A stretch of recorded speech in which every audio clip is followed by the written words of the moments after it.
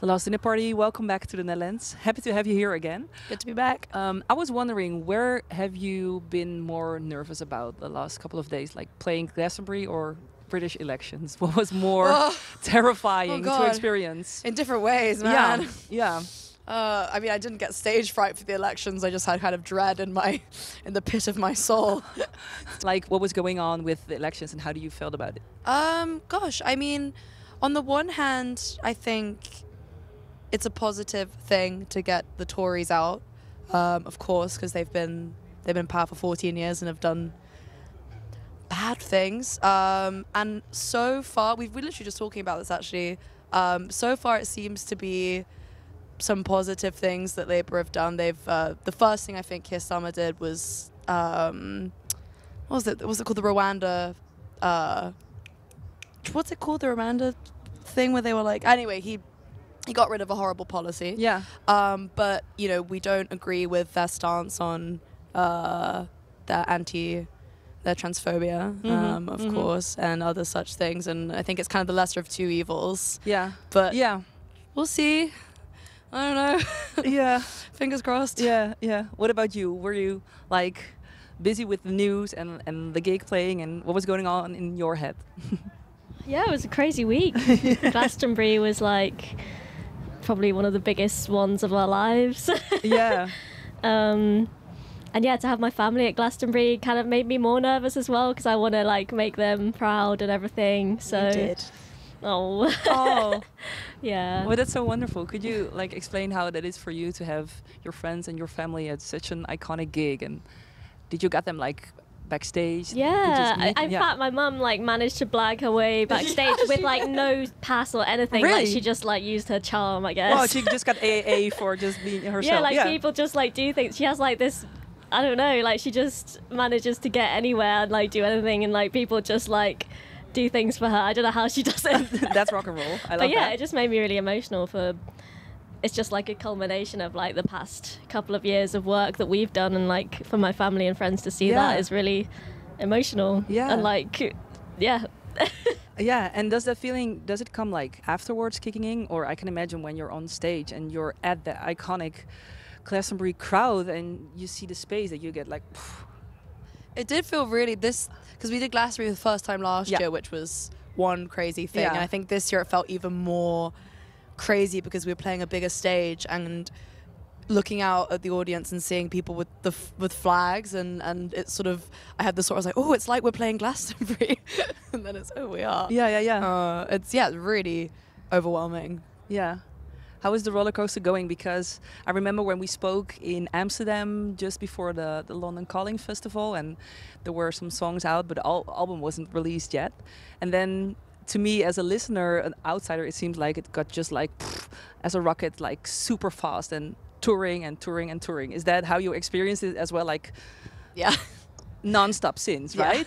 We're very tired. Yeah, it's become really clear, like, because like this time last year we were doing like similar festivals, I guess, but like smaller slots, and like we were playing in Denmark last year to 20 people, and we were there like yesterday and it was like 20,000, and that just those kind of things make it clear like how fast it's gone in a short space of time. Yeah. What do you prefer? Because some people tell me like it's like I wouldn't say like easier, but it's more they prefer like playing to a bigger crowd because they didn't get the nerves like when it's such a small crowd. What would you prefer? Like the big spaces and the big festivals? Like, that's such an interesting point, because right after we played Glastonbury, the day after, I think, or like 2 days after, when we came back, we played a charity fundraiser for Palestine in the George Tavern, which is a pub, where we played our first show, and that capacity is about 100, 200 people. And I was so much more scared for that, because I think the intimacy of having people right next to you is very scary, in a different way to playing to a huge amount of people. Having the closeness and the kind of rawness of a small space is actually very scary. Yeah. Maybe more so. Yeah. How do you experience this round of festivals? Because I was just watching the Beaches and they were talking about you, like you were there. Yeah, you're gonna so good. Yeah, it feels like this incredible time where, you know, people, the bands are really like supporting each other like out loud, on stage, online, in real life? Like, of course, we've seen like Florence and the Machine naming you and taking with you. But We've seen a lot of Jessie Ware, actually. I was just talking to she her was just in the bathroom. yeah. She's really great. She's Yeah. lovely. Tom O'Dell is a friend. Who else do we hang out with? The Sprints. Yeah, I love the Sprints. Sprints? I don't know if it's the... I think it's just Sprints. Yeah. Sprints. And then Beaches. The Beaches. Yeah.